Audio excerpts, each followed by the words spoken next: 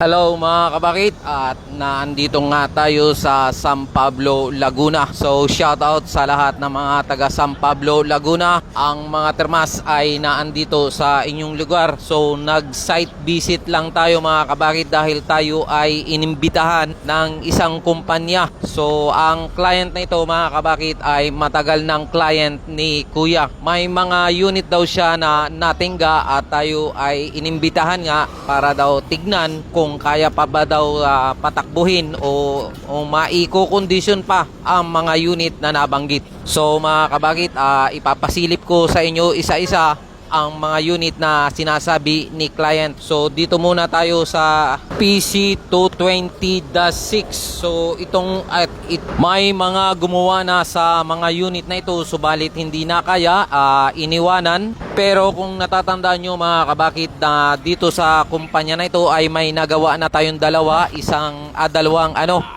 wheel backhoe na i-post ko yan nung mga nakaraan at nakita nyo naman kung paano natin ginawa. Maaaring yun ang dahilan mga kabakit kaya tayo ay pinabalik ni client dito sa kanyang yarda. So mga kabakit, ang uunahin nga natin na titignan ay itong si PC220-6. So ikutan muna natin at alamin natin kung ano nga talaga ang kondisyon. So ito ang kanyang main pump mga kabakit, ay talagang medyo masasabi ko na bugbog na. So dito tayo umikot sa bandang kabila para makita nyo rin mga kabakit kung ano talaga ang kondisyon ng unit na ito. So palatandaan mga kabakit na talagang natingga ito ng matagal dahil ito ay napapalibutan na ng bagging. Yung mga ganitong unit mga kabakit ay madali lang naman i-condition basta't available ang pyesa. Medyo marami-rami naman na tayong nagawa na ganitong unit na PC200, PC220-6 at halos magkakaparehas lang naman yan mga kabakit. Oops mga kabakit, huwag mo munang i-scroll, baka sa video na ito ay meron kang magustuhan na unit. Kung kailangan mo ng hydraulic breaker mga kabakit ay kompleto tayo sa sizes at original surplus Japan. Meron din tayo mga kabakit na mga brand new na breaker ng galing Korea at made in China. Marami din tayong mapagpipilian ng mga mini loader at skid loader. Available din mga kabakit ang undercarriage, lalo na ang mga sprocket. Maging brand new na bakit ay meron din tayo mula sa 1 port hanggang sa 3 port ang laki. At meron din tayo mga kabakit na bagong track link at mga compressor generator at welding generator. Marami kang pagpipilian at kahit anong brand ay meron tayong stock mga kabakit. Marami rin tayo mga kabakit na heavy duty na welding machine at meron ding pressure washer, concrete cutter, tamping hammer at maging mini